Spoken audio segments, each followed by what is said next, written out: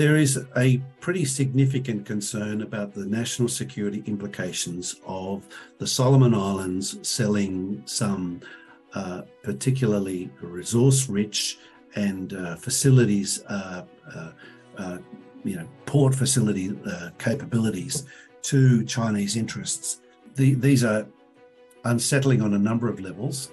There is concern that the Sogavari government in Solomon Islands has been effectively co-opted by China because of the geostrategic significance of the Solomon Islands.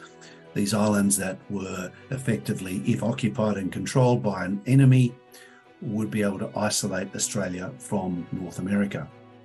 One would be naive to think that China isn't looking through a strategic prism when it engages with Kiribati, Solomon Islands, Tonga, Fiji, and elsewhere.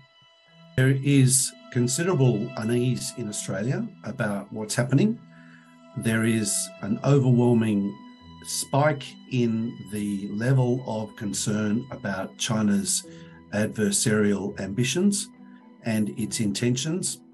They have been reinforced by the show of force in and around Taiwan following Nancy Pelosi's visit.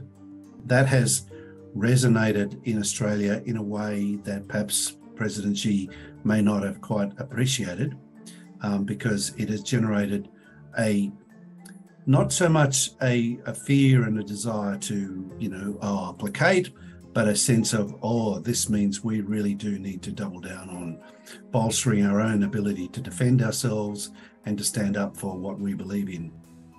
The shift in mood in Australia is largely, I would contend, a response to China's actions. After the arbitral tribunal ruling, the wolf warrior diplomacy, the political interference, the cyber attacks, and then, of course, the icing on the cake was the COVID response. Australia is closely watching reactions in the United States.